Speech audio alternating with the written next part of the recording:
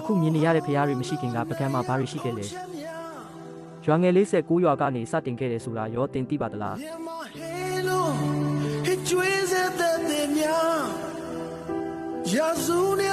နှစ်ပေါင်း1000ကျော်တမိုင်းစင်လာရှိတဲ့ပကံအင်ပါယာကြီးဟာ AD နှစ်ရာစုခရစ်တက္ကရာ109ခုနှစ်မှာစတင်ခဲ့တာပါ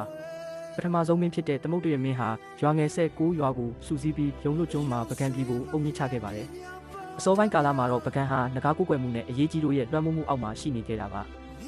ပကံမင်းဆက်50ဆက်အတွင်းမှာနန်းတော်၄နေရာပြောင်းခဲ့ပါတယ်ပထမနန်းတော်ရုံလွတ်ကျွန်း AD 109သမုဒ္ဒရာမင်းဒုတိယနန်းတော်တိရိပစ္စယ AD 344တင်လဲကြောင်မင်းတတိယနန်းတော်တပဝတီ AD 916တိုက်တိုင်မင်းစတုထနန်းတော်ပကံမြို့ဟောင်း AD 849ပြင်ပြမင်းဒီမျိုးရိုးတွေဟာအခုထိမြင်တွေ့နေရဆဲဖြစ်ပါတယ်ပကံကိုကဘာကတိအောင်လုပ်ပေးလိုက်တာကတော့42မြောက်မင်းဖြစ်တဲ့အနော်ရထာမင်းကြီး AD 1044 1089ပါပဲ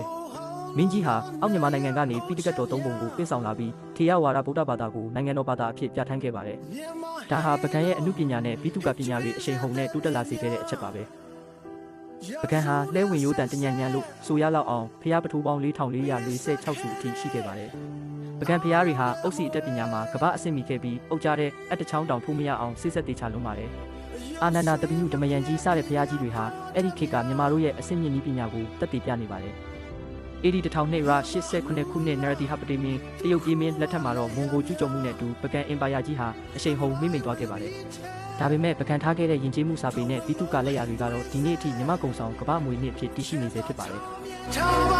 ။